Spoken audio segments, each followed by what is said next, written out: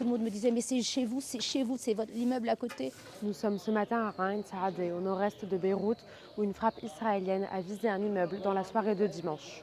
C'est la première fois que ce quartier chrétien est touché depuis le début du conflit. Selon un bilan du ministère de la Santé, la frappe a fait 3 morts et 3 blessés.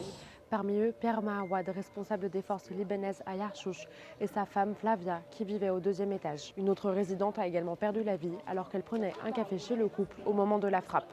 Comme vous pouvez le voir sur ces images, la frappe israélienne aurait ciblé le 3e étage, tandis que les victimes se trouvaient au 2e étage.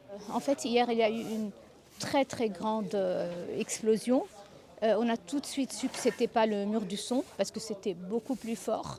Et j'ai tout de suite entendu des bruits de carreaux qui se cassaient un peu partout. On a crié, bien sûr, on a sauté. C'était un grand sursaut de peur, quoi.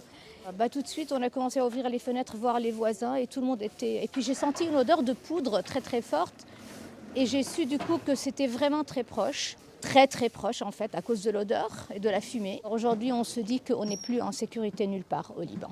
Même dans les régions qui sont sûres à 100%, on n'est plus sûr. لقيت التكسير وعندي شوي على البلكون من التكسير لقيت الصريخ سمعت الصريخ شفنا هيدي الشقة قلنا يا عمي شو صاير اجى صاروخ هون بالمنطقة وهالشقة مستهدفين حدا يا عمي. Alors que la situation était extrêmement tendue hier soir, ce matin les tensions sont redescendues et c'est l'incompréhension qui prime. Les voisins sont réunis en larmes pour certains qui ne comprennent pas ce que visait l'armée israélienne. Le porte-parole de l'armée israélienne a affirmé avoir ciblé un membre de Hezbollah sans toutefois fournir plus de détails. Pour l'heure, rien ne permet d'établir qui était réellement ciblé par cette attaque, ni même si un membre du Hezbollah était présent sur place. Le député Kateb de la région, Elias Rankash, a réclamé qu'un état d'urgence soit imposé, mais également que des barrages routiers soient mis en place afin de contrôler la circulation dans le quartier.